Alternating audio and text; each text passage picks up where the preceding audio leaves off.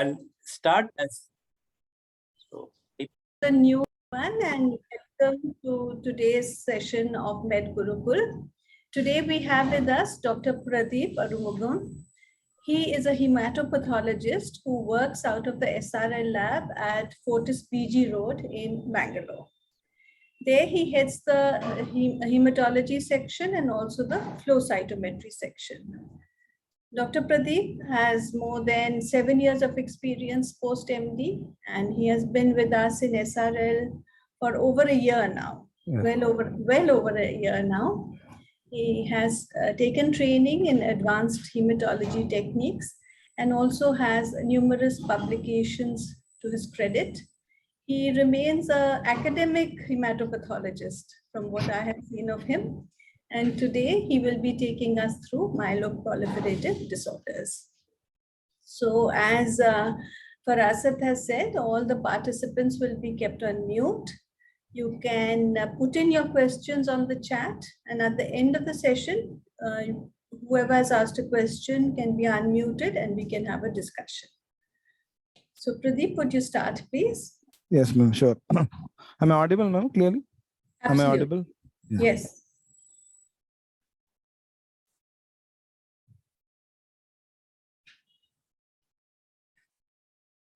Is my screen visible, ma'am? Yeah, but do make it full screen. Now it's fine. Is it fine, ma'am? Yeah. So shall I start the presentation, ma'am? Please start. Please start. Yeah. Good afternoon, everybody.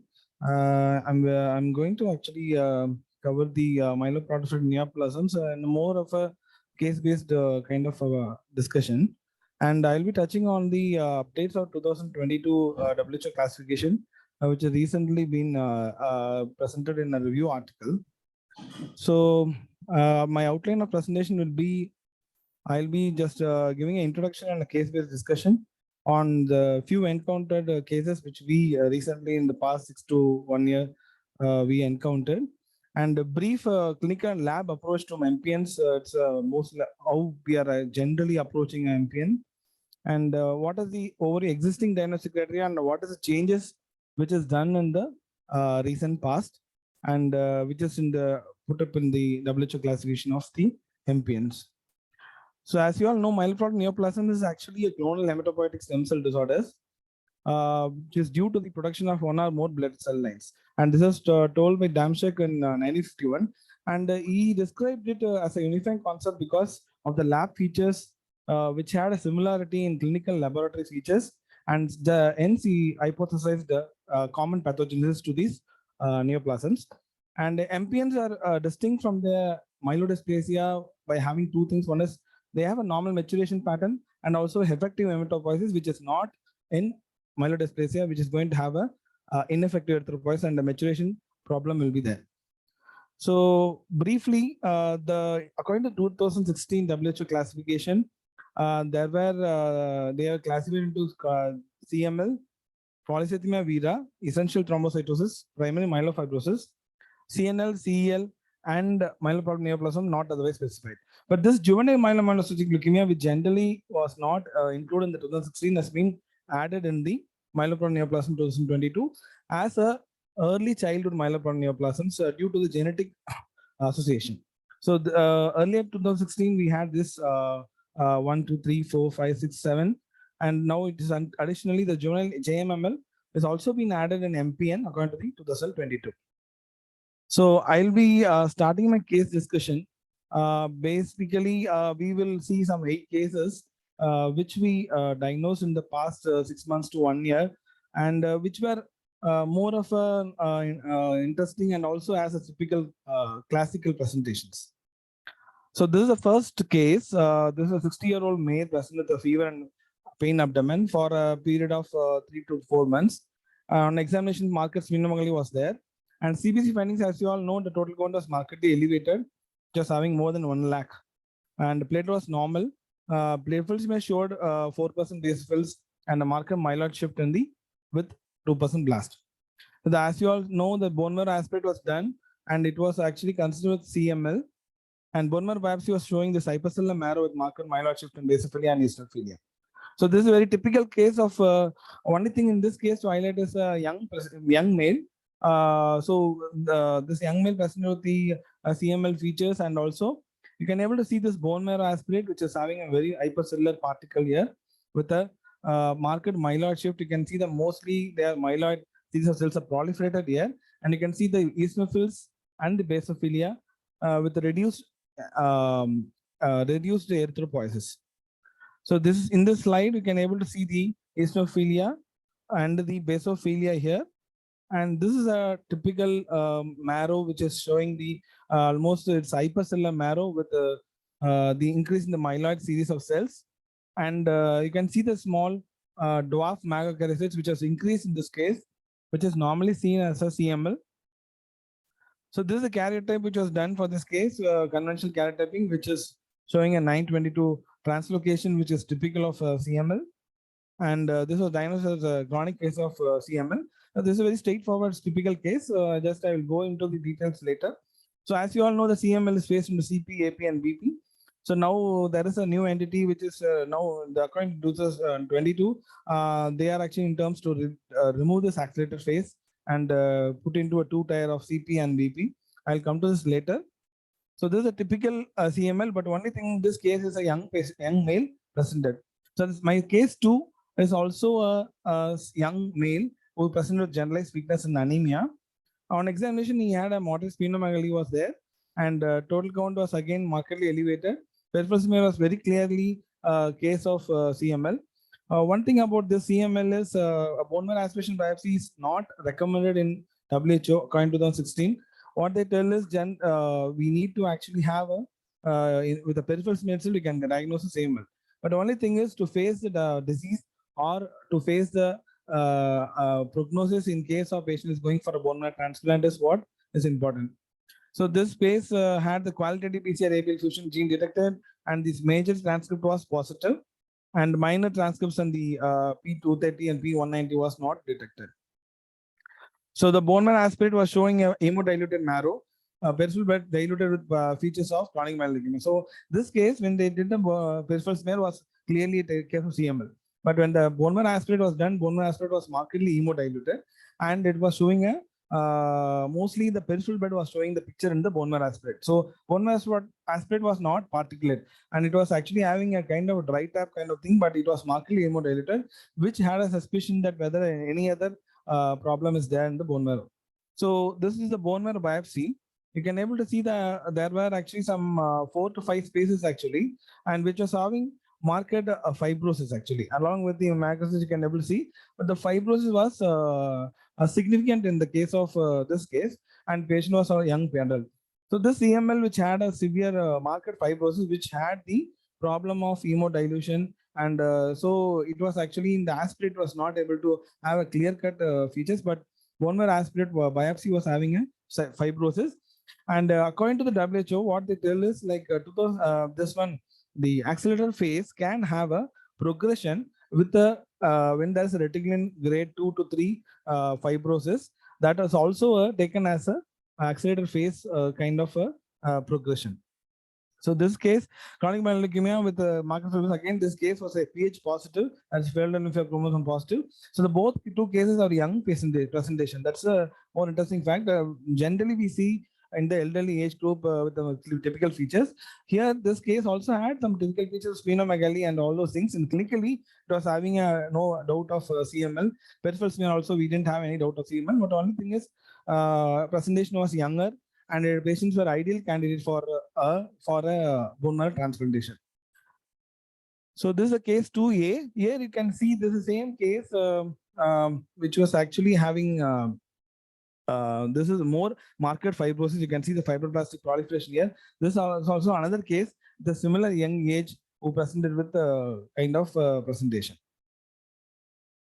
So just for to highlight the accelerated phase criteria, they have divided CM. This was given in 2016. Accelerated phase was given according to 2 types of criteria. One is hematological or cytogenic criteria, and a provisional criteria to TKI.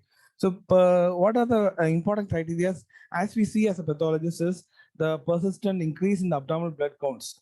That is more than 10,000, and thrombocytopenia more than 10 lakhs, and thrombocytopenia less than 1,000 or 1 lakh, unrelated to the therapy, or more than 20% of basophils or either 10 to 19% of the blast.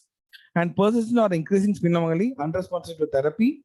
And these are the features which we can actually clinically and hematologically we can clear.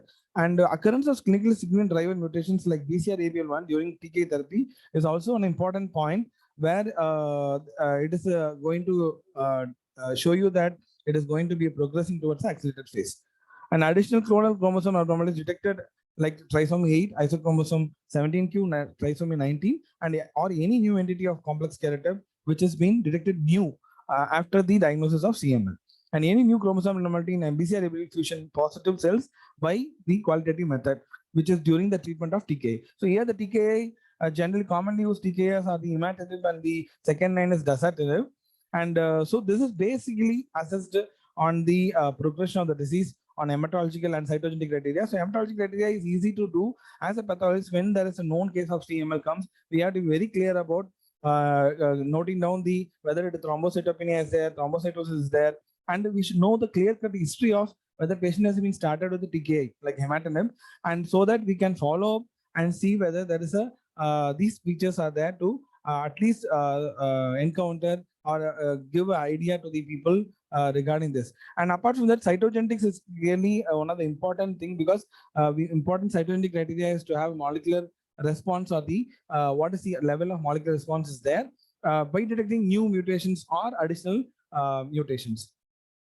So this is the second provisional response criteria which was told in the 2016, that is failure to achieve complete response to TKI treatment or hematologic response. Isn't here what they tell is after the TKI therapy, hematological resistance means here is you can't able to reduce the counts of total count to less than 10,000, and also there should not be any immature cells in the peripheral blood. So this is a hematological resistance. But in case of molecular resistance, you when you give a second line of TKI like imatinib and dasatinib, this hematologic response has to be seen. Along with that, any cytogenetic abnormality, like any new mutations are developed. So these are occurrence of 2 or more mutations. So these 3 have been kept as a provisional criteria, and this has been stressed very much in the latest 2022 that for accelerated phase of criteria, they wanted to remove the accelerated phase and wanted to tell that CP and the blast phase based on the blast count. But accelerated phase, they are giving more importance to the chronic phase progression rather than keeping as accelerated phase. But I'll come to that in the updates when I'm going to end the at the end of the session. So important point about CML is the accelerated phase, identifying accelerated phase is very important because CP is easy and blast phase is relatively easy when you actually have a blast count of more than 20%. So now we come on to the third case. This is a 41-year-old male, does have pleuritis and headache, non-smoker residing in a coastal area. Okay, so this is a patient CBC findings are the hemoglobin was almost 18.7 gram per deciliter, sustained increase noted for more than 6 months. So he was being evaluated for the polycythemia, and as you know that total count and platelet was normal. Secondary cause of polycythemia were ruled out, and he was he was subjected to the lab findings. His erythropoietin levels were subnormal. So here what I want to highlight is in case of polycythemia, secondary polycythemias, generally the erythropoietin levels will be higher or normal because of the response, physiological response. But in case of this polycythemia, if there's a suspicion of polycythemia rubra vera, which is the part of MPN, patients may have a subnormal EPO. So EPO is a very important part as a biochemical parameter. On evaluation, you are subject to bone marrow aspiration biopsy, and in his molecular diagnosis, because of suspicion of long-standing hemoglobin of more than 18.5 grams, he was done reflect. His molecular diagnosis was made was JAK2 V617 was positive, and he was negative for BCR-ABL1, MPL, and CALA. So all the 3 were negative. So you can see here, this is the bone marrow biopsy of the same case. You can see this relatively hypercellular marrow for the age, and it is having a prominent erythroid and a granulocytic component with a megacytic hyperplasia. So the megacytic hyperplasia, where few are seeing as the dysplastic components here. So next one is here you can see the abnormal macrocytes with nucleus cytoplasmic asynchrony here, and there's abnormal mitosis detected. So this was a there was more of a pan-myelosis along with a more of erythroid hyperplasia, and there were increase in the megakaryocytes, which was seen with a few dysplastic forms. So the reticular stain was done as a part of to rule out any significant fibrosis, but when it was only grade 1, I can able to see the thin lines of reticulin here highlighted by this reticulin stain. So the diagnosis was straightforward in this case. It was a polycythemia rubra vera, which was JAK2 positive, which is V617F, which doesn't have any other diagnosis. But only thing is, this is a typical classical case. Just I wanted to highlight the features. So according to the W2016, it's very important that what is the major criteria and minor criteria. In this case, generally the hemoglobin should be more 16.5 gram per deciliter in men and 16 grams per deciliter in women. And red cell mass should be more than 25%. And bone marrow biopsy should have a hypercellularity with the pan-myelosis, prominent erythroid, granulocytic and megacytic proliferation with the mature megacyte difference in pleomorphic megacytes. Presence of JAK2 also should be noted. And minor criteria is subnormal erythropoietin level. So in this case, almost like all the criteria is fitting in, even all the 3 major plus 1 minor was fitting into the actual case. So we have come on to the 4th case. The 4th case is a 71-year-old male diagnosed as polycythemia rubra vera, already diagnosed more than 6 months back, and patient was on treatment with hydroxyurea. CBC findings, you can able to see this is the current CBC findings, not the diagnosis CBC findings. This CBC findings was after the follow-up of and treatment of hydroxyurea. Hemoglobin was 12.1, total count was 8,000, and the platelet count was 1.3 lakhs. First person showed normocytic normochromic blood picture.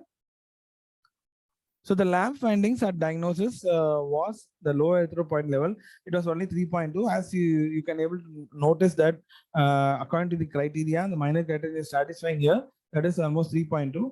MPN panel was negative for JAK2, BCR-ABL, MPL, and CALR. So almost all the initial MPN panel was negative, but the reflex panel JAK2 exon 12 was also performed here, and mutation was positive because of high suspicion of clinically and also laboratory wise. So the JAK2 exon 12 was mutation positive. This is at the diagnosis, exon 12 was done. So this history we came to know later on that this biopsy aspirate was done as a follow-up of after 6 months of diagnosis of polycythemia rubra vera with the exon 12 mutation. And bone marrow aspirate was driving a dry tap, aparticulate, and hemodiluted. So the bone marrow biopsy finding showed myelofibrosis. This I will show in the next picture. So this is the bone marrow biopsy of the same patient which had a significant amount of fibrosis in the marrow.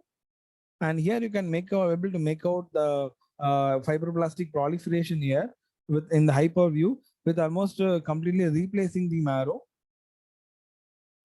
And the reticulin stain here, you can see the intersecting collagen fibers here, and it was almost like 2 to 3 grade of reticulin stain. So this was actually having a this was found out to be a diagnosis of a polycythemia rubra vera with JAK2 exon 12 mutation, which developed a post-polycythemic myelofibrosis. Only thing is, this patient was having a continuously lowering of hemoglobin.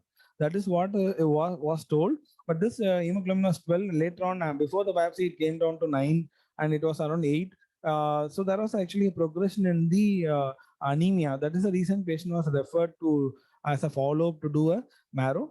And so this was diagnosed as a post-polycythemic myelofibrosis in the case of exon 12 mutation. So coming out of the 5th case, this 5th case is a 65-year-old female with complaints of persistent thrombocytosis for more than 3 months. So this is as you can able to see, the thrombocytosis was persistent in this case, and hemoglobin was 12.1, total count was 10,000, platelet was increased consistently, and initially what they told was it was around 9 lakhs and it was around 8 lakhs. It was fluctuating within the range of 6 to 7 lakhs over a period of time in our lab also. The peripheral showed normocytic normochromic blood picture with thrombocytosis, and the reactive cause of thrombocytosis, there is no history of any other comorbidities which caused thrombocytosis. So bone marrow findings, it showed a cellular marrow with increased megacytes and erythroid showing normoblastic maturation, which tells you that increased megacytes is there, and erythroid is showing normoblastic maturation. And so there is no other any other findings like we can able to tell in the aspect. but bone marrow biopsy showed a normal cellular marrow. That means it was for the age, it was normal cellular. But what happened was it was having a markedly increased macrophages. Most of them having mature morphology with more hypersegmentation. So this, in the suspicion of sustained thrombocytosis, they done a MPN panel, which was negative for the routine, all the three mutations, CALR, MPR, BCR, ABLG, and positive for the JAK2 V617F. So in view of patient having a JAK2 V617F and with thrombocytosis, we had a suspicion of ET, at the essential thrombocytosis. So this is a bone marrow biopsy which was actually having a normal cellular for this age. And only thing here is you can able to see the increase in the megakaryocytes, which was increased in the low power. You can able to see that there is focal loose clustering was also there. So you can here also we can identify. This is a very important thing to identify in the case of ET. Essential thrombocytosis generally has a more mature megakaryocytes rather than having a dysplastic ones. You can able to see the hyperlobation here, but they are actually polylobated. And the increase is noted clearly, but with the normal cellular marrow.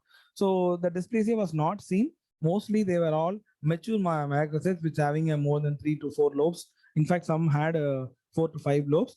So this was having a clear-cut increase in the megakaryocytes, which was actually going hand with the JAK2 positivity, so which was diagnosed as an essential thrombocytosis, and patient was given on the JAK inhibitors later on.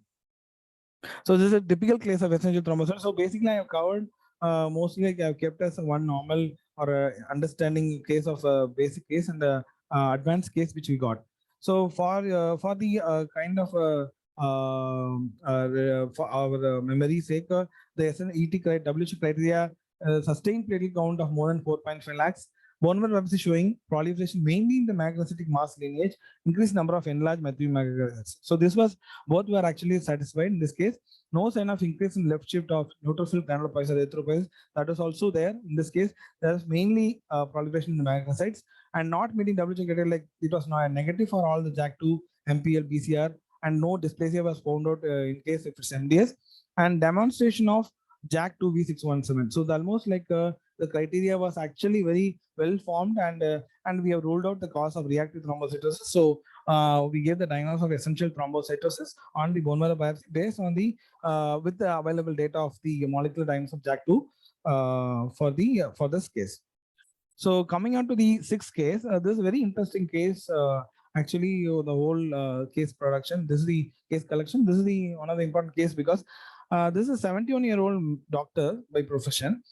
He was presented with personal thrombosis for more than 1 year. Actually, what happened is this case was referred from outside, and this patient doctor was actually continuously following up his platelet count from an outside lab, and he was getting almost high counts. That is, thrombocytes were very high, and he didn't evaluate. It's like he has not done a bone marrow or any other findings, but he was just following up with the platelet count was high, and later on, what happened? He went and met a hematologist, and hematologist referred to the hospital, our hospital. And then what happened? He has come to with the findings of this in the current CBC. So when I saw this slide, we got a platelet was 9.8 lakhs and hemoglobin was 12 grams, total count was 6,000.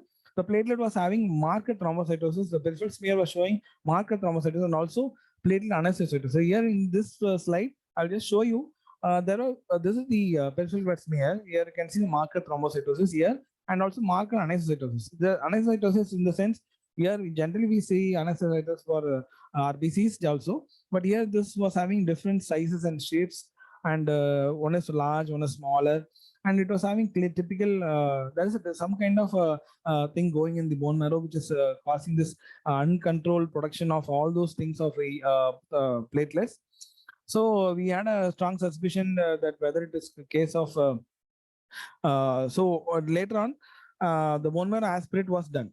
So the bone marrow aspirate, we saw this dysplasia in the erythroid cells. You can able to see the nuclear lobation here, nuclear lobation and this karyorrhexis of the erythroid series of cells. And also, so this was a very important point is it was having marked thrombocytosis, but also had this dysplasia-like changes. And for in the megakaryocytes also, you can able to see the bare cytoplasm here, and also the nucleus was somewhat more dysplastic here. You can able to see some nuclear cytoplasmic asynchrony in all these megakaryocytes. And it was megakaryocytes markedly elevated in the aspirate also. So in one of the imprint smears, we come across this almost this kind of abnormal cells like blast, and which was accounting to around 7 to 10%. But and also an important point in this case was this some few abnormal cells were showing cytoplasmic blubbing, and which was actually suspicion of a myelofibroblast kind of morphology. But still, it was not very high. The percentage of count was not very high. But along with the dysplasia, we were thinking that this is more like a abnormal blast with the dysplasia. And the bone marrow aspirate iron was actually done. Iron stores were also markedly elevated here, which tells you that there is an immunity erythropoiesis was there. And the bone marrow biopsy was basically was done in this case, which you can see in the lower power with a markedly hypercellular marrow here. And for a 71-year-old person, with you can see from the low power there is marked increase in the myokaryocytes. I'll go to high power here. So you can see the dysplasia in the myokaryocytes. You can see the nucleus is markedly dysplastic here. You can able to see the nucleus cytoplasmic asynchrony. That's abnormal mitosis here, and also there is a dysplasia is seen in the form of unilobation here, and unilobation with hyperchromasia. All those exactly excellent like extra categories of dysplasia was seen in this slide. And here also there was one area which showed abnormal cells increase, which may be the blast area, but the percentage of blasts were not very high, which we thought to be increased in the aspect also. So basically, this patient was actually then I came to know that we evaluated for the history. History was told that the patient was actually ET positive for JAK2. But later on, after following up this 1 month, the biopsy diagnosed patient developed leukemic transformation with more than 30% blast confirmed with post cytometry. So this patient final diagnosis we gave was essential thrombosis with myelodysplasia with a possible myeloplastic leukemic transformation. Actually, this patient, after diagnosis of ET with myelodysplasia, was referred to his native place to Lucknow, and he was evaluated in the Lucknow. At the time of diagnosis, there again on bone marrow biopsy was done. I came to know that this patient has been transformed to a myeloplastic leukemia. For more than 1 year, the progression has happened. So we gave a diagnosis of initially when we got the space, and the percentage of blast was less, but still the patient was having a progression because we were able to make out the dysplasia. So generally, essential thrombocytosis and also most of the pH negative MPNs has a possibility to develop into dysplasia or leukemic transformation in less than 5% of the cases. So this was actually one of the cases which had a transformation with a known case of JAK2 positivity. So this is the case which we almost like it was actually in diagnosed difficulty initially when we had this case to be diagnosed. So coming on to the 7th case. So this is a 72-year-old female present with fatigue, present along with leukocytosis, and the patient had a moderate splenomegaly. And hemoglobin was patient was having anemia, and total count was normal. Increased leukocyte was there. Platelet count was normal. So the bone marrow biopsy was showing hypercellular marrow with the proliferation. So here in this case, you can able to see the marked proliferation of the almost like myeloid series is markedly elevated here. You can see this is the marrow spaces are totally completely replaced here, and you can able to see some areas of kind of a fibrosis kind of area starting. So this is again the micromacrocytes. A few small mix were have been noted here with small unilobation or multilobation kind of macrocytes with marked increase in the neutrophilic series and the granulocytic series. So granulocytic hyperplasia was evident here along with micromacrocytes with few macrocytes showing dysplasia. So the reticulin stain was actually around grade 2 to 3, which is having intersecting reticulin fibers, and it was actually evident on the reticulin stain. This was little pale stain, but the fibers was very much evident in between the hypercellular areas of the cellular area. So molecular analysis was done, and JAK2 V617 was positive. So possible diagnosis of primary myelofibrosis was given because before we didn't have the JAK2 V617 at the time of diagnosis, because we had a suspicion that it could be a cellular myelofibrosis, which has converted into a overt myelofibrosis was given at the time.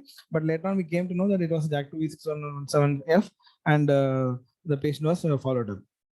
So for just a kind of glimpse of review, for the diagnosis of primary myelofibrosis, generally according to 2016 criteria, we need to have the major criteria and minor criteria. Major criteria, as you all know, macrocytic proliferation atypia without reticular fibrosis more than grade 1. So in this case, actually, it was actually more than 2/3 reticular fibrosis, which is actually the criteria for overt fibrosis. And when you compare to the major criteria and minor criteria in pre-fibrotic and fibrotic, mostly only the fibrosis grade, which changes, rest of all almost similar to the major and the minor criteria. So the next point is not meeting WHO criteria for CML, PV. All those things was done. BCR ABL was negative. JAK2, CALR, MPL was negative.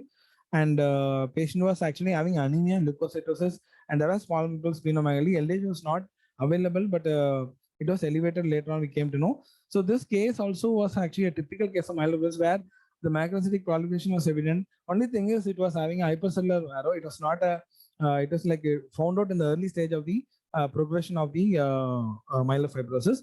Along with the help of the driver mutations, we have come to the conclusion that this could be a possible diagnosis. So coming on to the 8th case, this is also a very interesting case actually. This is a 83-year-old male, person with fatigue and weakness. CBC was actually, this is the CBC which was given at the end, start of the patient came to the hospital. At the time, hemoglobin was very low, total count was increased, platelet count was increased, almost like 7 lakhs, but the platelet count was very much fluctual, fluctuant to around 5.5 lakhs to 6 lakhs and 4.5 lakhs again. And over 3 months, he was having multiple fluctuating platelets. This was I got from the history. But later on, this patient was not bone marrow because he was evaluated outside. Then later on, he was done peripheral smear and the bone marrow suggested after seeing the peripheral smear. Peripheral smear showed there was absolute monocytosis. So that was actually very differently was seen because generally monocytosis you can able to see in CMML, that is chronic myelomonocytic leukemias. You can get an absolute monocytosis. And this age group, always we think of CMML because elderly age, generally with a presentation of total kind of, we always think of a proliferative type of CMML because when it is more than 11,000 total count with a absolute monocyte count of more than 1,000, generally we have to rule out CMML. So the clinical suspicion also based on the peripheral smear findings, we had a doubt of whether it's a ET or a CMML. So later on, what happened? So they proceeded with the routine follow-up of and the workup. The peripheral smear was showing microcytic hyperchromic anemia. Monocytosis was there. You can able to see some few monocytes were there here.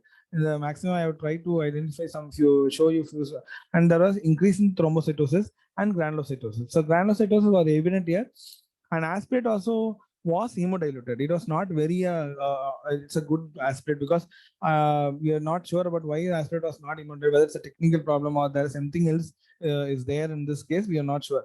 But anyway, it showed similar to peripheral smear showing monocytosis and granulocytosis. So it was almost similar where there you can able to see the myeloid shift there, granulocytic proliferation there, and also there are increase in the monocytes. So this is the bone marrow biopsy, which was very much hypercellular from this area. You can able to see from the 80. It is hypercellular for this age group, and that can you can able to see macrocytic hyperplasia also from this low power view. On going to the high power view, you can see the fibroblast streaming here. Actually, you can see the fibroblast streaming here, and the dysplastic macrocytes are very much evident here. As you're able to see that hyperchromasia, bare nuclei, you can able to see here. There are few bare nuclei, and the maturation was totally distorted in this case, and it was very much typical of macrocytic dysplasia. So then we thought that there is some amount of fibrosis. We'll do a reticular stain. Reticular stain was actually showing a marked fibrosis. You can see the intersecting fibrosis here. It was almost 2 to 3, and some areas was having 3+ itself. So which explains a reason that this could be a reason for the hemodilated marrow aspirate when we got in the initial phase. So lab findings, what happened is this parallelly went along the bone marrow. It was sent for MPN reflex panel, and it was negative for JAK2, CALR, JAK2, exon 12. But one mutation was detected, that is the MPL driver mutation. So this is very important that when you see all the WHO criteria for all the MPN, CET, PCV, or the MF, generally this JAK2, CALR, and MPL, the triple mutations. This MPL mutation was detected in this case, and So what happened? 1 year of follow-up, he had absolute monocytosis which persisted. So basically, still now also this patient is being actually followed up. Still, he's having a monocytosis is being become, and the MPL mutation was there. So with this kind of a complicated having ET-like features, having CMML-like features, and also having fibrosis, we were actually, when I was diagnosing this case, it was very difficult. But we had a discussion with the clinicians, and clinician was we had a discussion that whether it could be ET or whether it is converted to a post-wall ET MF. But because of this MPL mutation was detected, and also one more thing is that it had a market dysplasia. Generally, market dysplasia macrocysts will be seen in more of a myelofibrosis progression. So this case, we came to a diagnosis that it is an MPN with monocytosis progressed myelofibrosis. Actually, if you see in the WHO 2016 classification, they have mentioned that other myeloneuroplasms to rule out when you are diagnosing a MF. What they tell is when there is a monocytosis persistent, it is actually a diagnosis clue that it is progressing towards a myelofibrosis or progressing towards a disease. So this is an MPN with monocytosis, which was not fitting into the criteria, but it progressed to myelofibrosis. So with a MPL mutation, so this MPL positivity with monocytosis and macrocytic proliferation, mainly atypia. This atypia and all is mostly commonly seen in myelofibrosis. So we gave a diagnosis of MPL with monocytosis progressed to myelofibrosis. Other criteria also with fibrosis grade to grade 3. More than grade to grade 3 of reticular fibrosis made it as a more of a myelofibrosis, overt fibrosis. One clue in this, because it is known that monocytosis is actually given as a progressive clue for a case of MPN. So this is one of the case which was actually difficult diagnosis, but it was actually over a period of time we ruled out all those cases, CMML, ET, and also only close diagnosis was ET, post ET, MF, which we excluded by doing the other because of the atypia and also the MPL positivity. MPL positivity can also come in ET, but still myelofibrosis was very evident with atypia.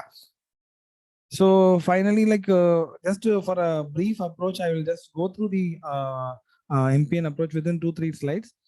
So generally, MPN, we have to do the basic clinical features are very, very important in case of MPN, and the duration of the disease and how is the patient presenting. All these things are very important because generally MPNs are chronic conditions, and detection of specific mutation by molecular diagnostics is very, very important before we proceed to a evaluation on bone marrow biopsy, because nowadays we are starting with the suspicion of with the peripheral smear and the CBC, we can able to come to with the chronicity of the disease, we can have a suspicion of MPN, and so that we can do the MPN suspicion by doing a peripheral bed or a bone marrow aspirate or a bone marrow biopsy.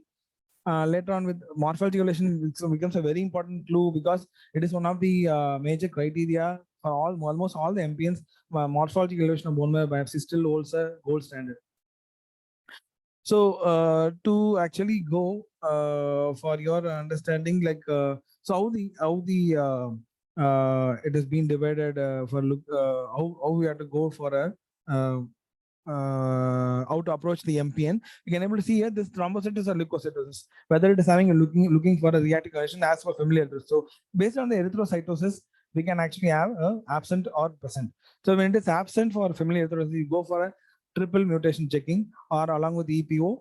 So when there is EPO is actually low, and if it is negative for all these things, then you go for a bone marrow biopsy. Bone marrow biopsy, you can be able to see nicely the hypercellularity for the age, trilineage growth, and mature macro. These are all features of a polycythemia vera rubra. And if it is not there, then we have to still further evaluate more familial erythrocytosis. But when JAK2 exon 14 or exon 12 is normal, or high, or negative, we have to go for an alteration of platelet or WBCs and go for the bone marrow biopsy to avoid for a PMF. So basically, the PMF in PMF, you can also get this all these three mutations: JAK2, your MPL, and CALR. And in case of HP levels more than 16.5, which is the major criteria for diagnosing a polycythemia, it is directly a straightforward case. Without a bone marrow also, we can actually have a suspicion that is 16.5 with low EPO levels with JAK2 positive. So with JAK2 positive, it's very easy that many patients are followed up without even going for next level of diagnosis. But bone marrow biopsy is being done for staging of the disease or whether any other fibrosis changes are there. So if there is no hemoglobin levels are not very high, then you go for hypercellularity. Check the bone marrow biopsy, check for mature macrophages whether it is there or not. Then you evaluate for other MPNs. So in this case, basically it is depends on the erythrocytosis, whether it is there or not. So based on that, you can actually go ahead with the other. So the three things are clinical features, then your driver mutations, then your bone marrow biopsy with the additional role of EPO in case of polycythemia rubra vera. So when you come to the other set of diagnosis, you can able to see the test for. So you have to generally test for the three mutation, that is JAK2, CALR, and MPL. And when you have a isolated thrombocytosis, that is more than 4.5 lakhs, with bone marrow biopsy showing a proliferation, hyperlobated nuclei, no increase in granular fibrils, no increase. This is very important because there should be a normal erythroid and normal granulocytosis. Most of the cases will have a normal thing, and which is and also grade 1 lenticular fibers. So the fibers should not be more than grade 1, which tells you that it is a ET. And in case of one driver mutation, for example, you have JAK2, CALR, MPL, either one, then you go for a bone marrow biopsy, check for the account of bone marrow diagnosis, look for additional clonal markers, whether it is a ET or a PMF. So this one, ASLX1, I will come to later. So this is the important new additional mutation which has been told in PMF. But generally, when you have one driver mutation, it's easy to check with the bone marrow biopsy. And remember very important point in difference between ET and the PMF. Generally, this macrocytic proliferation ATPI is very much evident in myelofibrosis, and also retinal fibrosis is more than grade 1, which is and also increase in the granulocytosis. This is all very much features of a PMF rather than a features of ET. So that, but ET can progress to MF later on also. With the positive one driver mutation. So, this, as you all know, PMF is different to pre-MF and post. This is progressive MF because of the overt myelofibrosis. And this is just highlighting that JAK2 is a very important mutation for the clinical phenotype of thrombocytosis, erythrocytosis, leukocytes. So you have to understand what is disease complication, and evaluation of JAK2 is very, very important. And as you all know, this JAK2 is almost 95 to 97%. It's positive in polycythemia vera rubra, and it is almost 50 to 60% positive in JAK2 in ET and 50 to 60 in PMF. So almost half it is positive in ET and PMF, and almost 90% of the time, if it is JAK2, it has to be mostly polycythemia vera, but it has to be subsided. It has to be confirmed with the other criteria, like major criteria of bone marrow biopsies. So in this last part, I'll just go through 5 minutes about this. What is the recent WHO classification? There are some changes in the hematolymphoid tumors. Basically, in the myeloid and histopathologic neoplasms, I'm only restricted to MPNs. What are the changes made in the? It's going to come up in the 2022 Blue Book. So what they have mainly done is they are actually now they are telling that one accelerated phase is being getting omitted because they are more concentrating on the chronic phase progression and resistance to TKI. As I told you in the earlier part, hematologic resistance and the cytogenic criteria is given more weightage, and they are telling that mostly when it is progressing with additional mutation, it is mostly a chronic phase progression rather than a accelerated phase. So they are, and also overall chronic phase survival is 80 to 90% is TKI. So there is no possibility that it is going to an accelerated phase. So they are planning to, they already told that we are omitting so there will be a two-tier system, that is only chronic phase with the resistance to TKI. That will be highlighted. That is whether it is one TKI resistant is there or two TKI resistant. That is like imatinib and dasatinib. So whether or a second line of TKI, like TKI in that sense, it is a tyrosine kinase inhibitor. So they are actually, when the patient is present in chronic phase, they are treated with TKI, and the progression is not that much to accelerate rather than it is. But blast phase is exiting, which a blast cut off, which still maintained with the 20% for myeloid blast, but lymphoid blasts are not clearly defined. So they have told that even presence of extramedullary blast, as you all, I think that is not changed in the 2016 and the 2022. The extramedullary blast proliferation is also one of the important criteria for blast crisis of CML. So according to CML, this you have to remember one thing, in that synchronic phase and blast phase is going to be kept in the latest edition. And accelerated phase, I'm not sure about what they're planning to do. But recently, last week, I had one case where the basophil count was more than 20%. I don't know what to do after reading this. I'm not sure about how to put up that. But anyway, I've told that the chronic disease progression, chronic phase progression because basophil was more than 20%. As you all know, more than 10 to 19% basophil, around 18% I got basophil. So where to put in, I'm not sure about what is going to happen in the future, but the current one tells like this. And in case of polycythemia vera rubra, one change they have done, mostly the magic criteria is followed. This red cell mass identifying of by chromium labeled is being removed because it is not done routinely, and it is very cumbersome to do this labeled red cell mass. So they have, for the ease of the diagnosis, I think they have removed this chromium labeled red cell mass detection. So they are going to keep the same criteria of hemoglobin and the hematocrit value and the major criteria of JAK2 and all, but they are and ET they are not done many much changes. In PMF, recognition of pre-fibrotic phase from ET, as I told you one case which I discussed with you, the cellular phase of myelofibrosis or the early phase of pre-fibrotic. It is not pre-fibrotic actually; it is overt phase. But when the patient presents cell hypercellularity, we have to identify that whether retintion has to be done, and we have to clearly differentiate whether it is fibrotic or pre-fibrotic, so that it is mandatory to monitor the spleen size. So they have told that serial monitoring of spleen size and fibrosis is mandatory for patients who are on JAK1 and JAK2 inhibitors. And in primary fibrosis, they have highlighted that JAK2, KALA, MMPL are considered driver mutations, and mutations in other genes like TET2, ASXL1, DNMT3A are found in more half of the patient MPN. So additionally, if these are negative, still we have to actually test for at least these, because they have told that it is almost in half of the patient it's having MPN. And mutation affecting splice regulators and also epigenetic function chromatic structures are also identified, which are less common, but at least I feel that these three driver mutations along with the STET2, ASXL1 and DMT33 need to be kept in mind when we are actually dealing with MPN. And in case of CNL, they have not changed the diagnostic criteria remains the same. But in case of CEL, this one I want to just highlight for 1-2 minutes. Like this chronic eosinophilic leukemia, always I have encountered one case, but I have not put in this discussion. We have encountered 2-3 cases of hypereosinophilia. They have ruled out all those things. But what they have clearly made now is duration of sustained hypereosinophilia has been reduced from 6 months to 4 weeks. So they made very clear that for 1 month, more than 1 month, you have hypereosinophilia. That is actually taken into the CEL criteria. So if you are having more than 1 month of eosinophilia, marked eosinophilia without any kinds of reactive eosinophilias, then you have to keep in the criteria. And addition of requirement of both clonality and abnormal bone marrow morphology that they have added along with both clonality and abnormal bone marrow. So they are told that bone marrow morphology, like example, other lineages also showing dysplasia also added to that. Elimination of increased blast, that this was eliminated.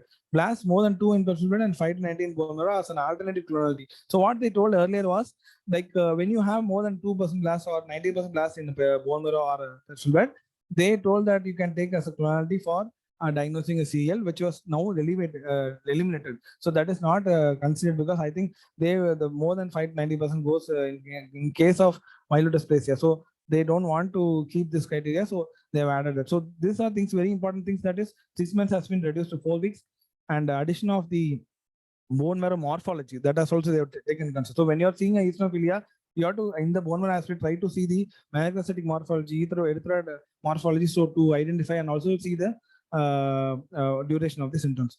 And CEL NOS no longer needed due to clear distinction of CEL and hypereosinophilia. Hence, CEL only has been kept. So now it's very clear that it is not a NOS and all, it is actually classified as CEL. So the now here onwards we will tell us the chronic eosinophilic leukemia only, and because they are clearly differentiated the hypereosinophilia with certain specific criteria for hypereosinophilia. And the MPN NOS last one, that is remains unchanged. So as you all know that MPN with clinical laboratory morphological and molecular features which is not fitting to either all these whatever I have discussed, like the 6 out of it, we will go to this criteria which still have a diagnostic difficulty in overlap. And last, to come to the last slide, this is actually the JMML. I want to highlight the fact that MML was actually which is seen in journal with the features of clinical hematological features, genetic studies, and also the genetic features. But what they have told is now JMML is basically just it is early childhood neoplasm. So with germline mutation. So when the patient is having germline mutation, so they are presenting early. So that is the reason it is presenting as a myelomonocytic leukemia, and it has now been added into the myeloproliferative neoplasm category. And in the diagnostic data, they have done that elimination of monosomy 7, which was the cytogenic criteria, has been removed from the actual criteria, and also exclusion of KMT2A arrangement, because KMT2A arrangements has been given into certain other categories, and also emphasizing the significance of diagnostic model studies, especially demonstrating RAS pathway activation. So they want to tell that RAS pathway activation is very, very, they are highlighting the fact that this RAS is an important point of mutation with genetic studies, which is going to detect this JMML. So, for final conclusion, that so finally they end that the myeloproliferative neoplasms are having only 5, like CML, polycythemia rubra vera, ET. You have a progressive myelofibrosis. You have JMML, and you have the MMPN unclassified. Is what their final conclusion. And thank you for your patient hearing. Any questions you can please ask me. Thank you. Thank you, Pradeep. That is an excellent presentation with a very comprehensive coverage of the topic, yes, ma'am. including recent advances. Yeah. The cases were excellent. Yeah, ma'am. Cases were excellent. I'm actually envious of your reticulin stain. Yeah, ma'am. Very It is good quality. actually. Our people are good and doing good. Actually, I never compromise with without doing it. I will never leave them. So they'll do it properly. Absolutely, absolutely. Yeah. So Yeah. there are a few questions. The first Yeah. question that is there on the chat is regarding CML diagnosis on peripheral smear. Yeah. So the question is that you can make the diagnosis of CML on the peripheral smear, but should you advise a bone marrow? Yeah, ma'am. Actually, specifically, that's what it is difficult. It is difficult to tell. Basically, no need to actually do a bone marrow ideally. In the current situation of molecular, ideally no need to bone marrow. But what they tell is to face the disease.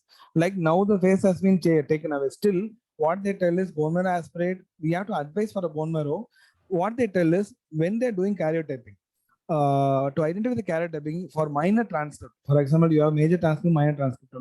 When they are doing quantitative, like for the prognosis also and all, bone marrow, doing a bone marrow karyotyping is more specific. That's what given WHO. What they're telling is, so basically it is not for diagnosis we are doing bone marrow aspirate, mostly for prognostication, because to know whether the phase is increased, whether blast count is more. Sometimes what happens, the blast count is more. In a case of in an aspirate, you can able to identify that more. Second point is conventional karyotyping done on bone marrow specimens are more reliable for the quantification of the disease later on, to like identify the TKA response. For example, you start with the rematinib and see the major molecular response. How is the MMR? Whether it is major molecular response is actually happening or not happening.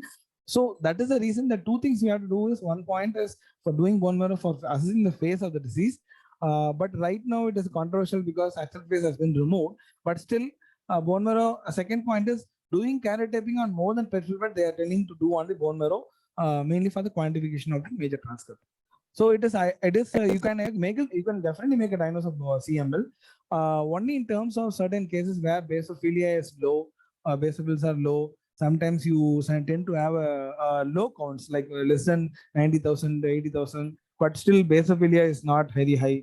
Those kind of cases we have to be very careful for a bone marrow. But if you ask me, bone marrow is very much mandatory for CML practically. So good centers would continue to do it. Yeah, ma'am. Yeah. Right? Yeah. Okay. The second question is, it perplexes all pathologists. Yeah. Reactive thrombocytosis versus essential thrombocytosis. Yeah, Can ma'am. we It's a separate them on a peripheral smear morphology? Yeah. I will tell you. This is peripheral smear morphology. This is only a clue. So when there is a platelet anisocytosis, you have to be very sure, at least to put a note in the peripheral blood, that when you see a high thrombocytosis, but when you have to identify this anisocytosis. That's sometimes it's a very soft pointer. But what I feel is serial evaluation is very, very important. Serial evaluation of the case is very important for essential thrombocytosis, and also taking more histories, because reactive thrombocytosis is very, very common. You can't definitely rule out peripheral smear. You can't definitely rule out any in peripheral smear. It's very difficult to actually rule out ET or not. But when the patient bone marrow is a very, very essential part in ET to diagnose, that is different. But peripheral smear only is a soft pointer, and also consecutive follow-up of CBC. That is also very important. That's what we can do. But otherwise, reactive thrombocytosis is not it's always a DD for ET. Unless you do a molecular studies, you can't able to diagnose ET. And one more thing is soft pointer, as I told you, anisocytosis kindly try to find out, but it is not seen in many cases. As I told you, I showed you one case where it transferred to megakaryocytic. What happened in that case also, it was because of the dysplastic megakaryocytes. It is the platelet was actually abnormal. But if you see, I have seen ET normal ETs which doesn't have much platelet anisocytosis and all. So in purpose to give us a ET, I will not actually advise. We have to always think that we have to put a note. We have to check the clinical history, and we have to put a note that advice peripheral clinical correlation, duration of the thrombocytosis, and follow up to do a bone marrow if needed. Like that, we have to convey to the clinicians. Is what I feel. But bone marrow biopsy is essential, actually. Yeah. Right. So identification and subsequent follow-up is what should be done. Yeah. So no more questions, just compliments. Thank you, ma'am. And with that, we will conclude today's session. Wishing all of you, your families, a very happy Diwali Thank you. and happy, prosperous, and festive Diwali to everyone. Thank Also, you, do convey it to all the people working in the lab. Very happy Diwali to all. Anything from your side, Farasa? Thank you so much, ma'am, and wish everybody a very, very happy and prosperous Diwali. Thanks a lot. Thank you. Thank you all. Thank you, ma'am. Thank you.